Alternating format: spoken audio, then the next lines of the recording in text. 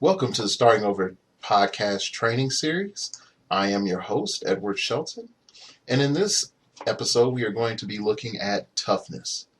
Toughness, in all honesty, is one of those simple damage reduction powers that many times doesn't have a lot of complications to it. But depending on your situation, toughness can be the difference between victory and defeat. So let's go and look at this, shall we? Toughness. Damage dealt to this character is reduced by 1. Very simple, very upfront. So what's really integral about toughness? The biggest thing you have to look at is effects that would normally deal you damage no longer deal you damage. Oh, you get knocked back, you won't take knockback damage because you hit a wall. Hey, you're next to a figure with poison. Oh, they don't have any means of dealing penetrating damage, so you won't take 1 damage. Oh, that guy hit with the energy explosion attack. Oh, I take no damage because I have toughness.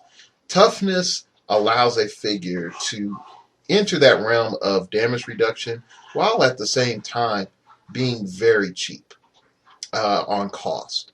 And it allows a lot of figures to stay in that low point range instead of having, invulnerability or impervious, which would definitely bump up the cost of toughness. So, what type of figure are we looking for that has toughness? If you have a support figure with toughness, that's great. If you have a figure with toughness with other, stat modifications, that's awesome as well. The biggest thing that you're looking with toughness is just something cheap, a cheap figure.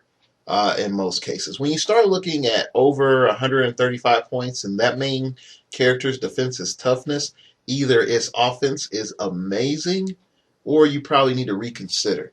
So you're mainly looking at toughness indicating, hey, this ought to be a cheap figure or a power that I should get way later, and I better get a whole bunch of other good damage reduction ahead of it. So think of toughness as the starting area of damage reduction. The other thing that you might want to think about toughness is for Mastermind.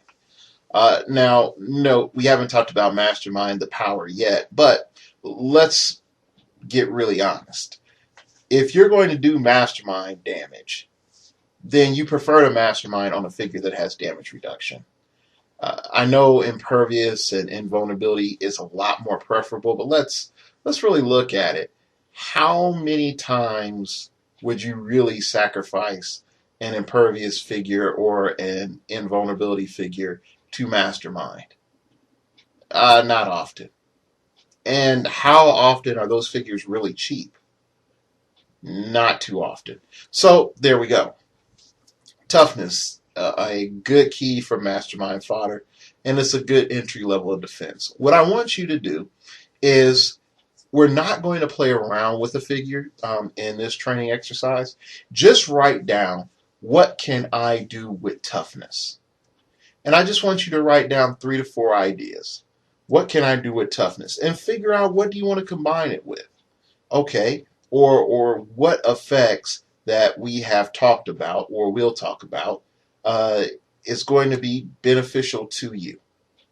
Okay, so think about that. Just write some reasons down, and then I will see you in the next episode.